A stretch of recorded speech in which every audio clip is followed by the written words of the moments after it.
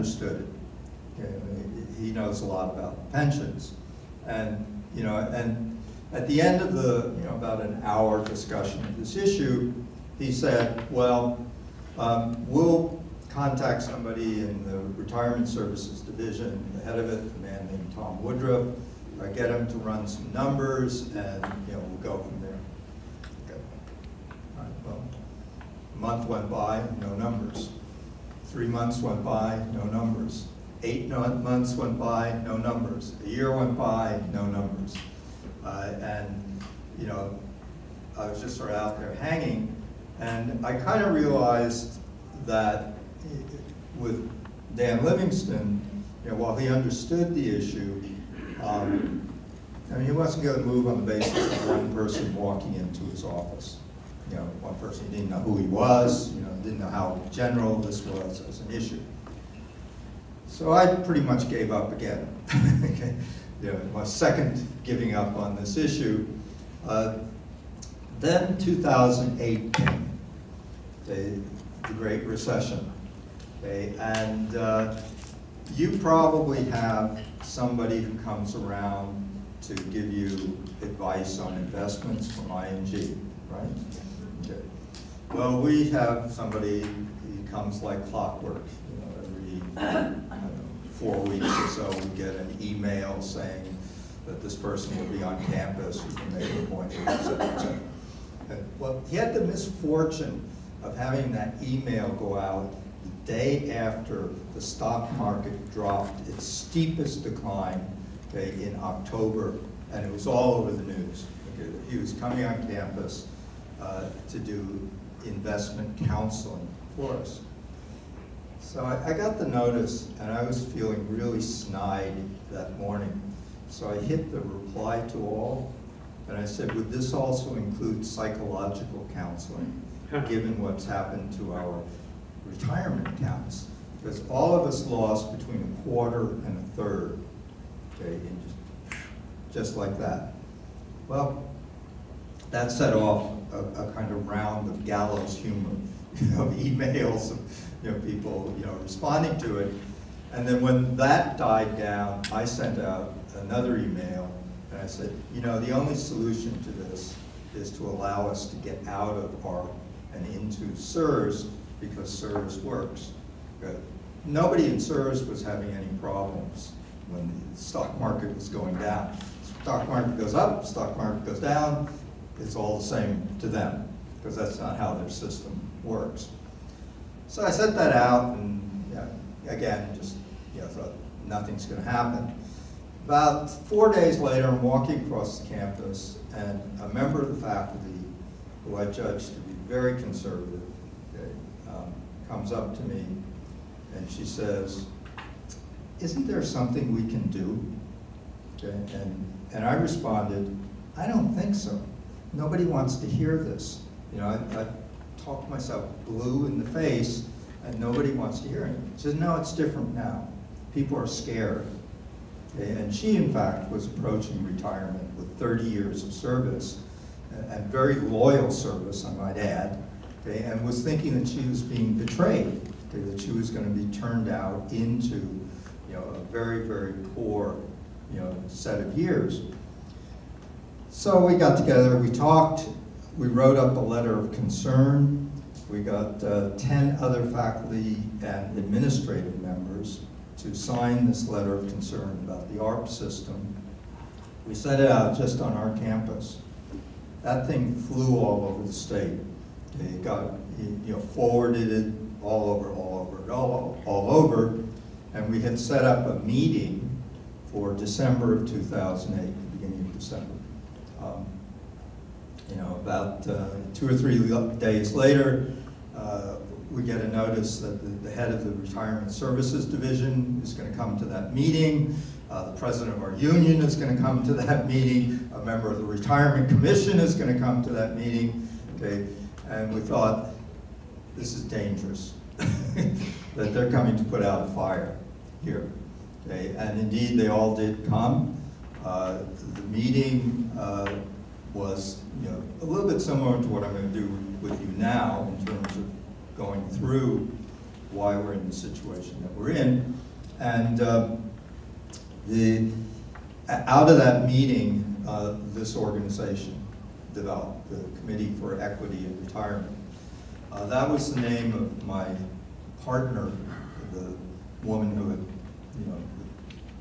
urged me to do something, came up with that name, and I still don't quite understand what it means, but it sounds impressive. Okay, so we took that name, the Committee for Equity in Retirement, and it was an Eastern Connecticut State University organization.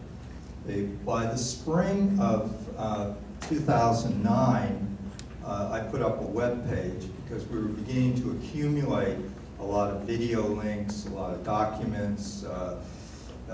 Somebody had found out that school teachers in West Virginia had been able to do what we were trying to do, to move from a 401k into a defined benefit plan, which is what CSRS is. And so the website went up, and then we began hearing from people, just around the state. People would contact me, we would set up a meeting. I mean, I don't know how many Starbucks I sat in over coffee with people. One person who contacted me said she had been fighting this issue for years and nobody would listen to her. And she brought a whole, bundle of papers, that she had gotten about ARP and all of these kinds of things. And so by the late spring of 2009, we outgrew Eastern, and we became a Connecticut-wide organization. And that started building to where we are now, where we have 16 people on our steering committee of state employees all over the state, many different places. And now we're in a different situation than that time that I, as an individual, walked into Dan Livingston's office. Because there were people who were actually sat at the table at CBAC. Okay, there were people who were, we had many different unions that were involved in this, not formally, but members of those unions. So people were beginning to bring this up inside of their unions. And then CBAC responded in fall of 2009 and filed a grievance, okay, against ARP. Okay, it was saying that we had been illegally steered into ARP by management. Okay. 1 year later, okay, that grievance was successful. Okay. An arbiter ruled that indeed we had been steered, and the remedy would be to allow us to move into CSRS by purchasing our time, okay, at actuarial value. Okay. Everything was done on the basis of that this would not cost the state anything. Okay. It had to be revenue neutral, and that's the way it was, revenue neutral. Okay. And so we won, or so we thought. Okay. The remedy required in October, November, December of 2010 that we'd be given this 3-month window to make the move.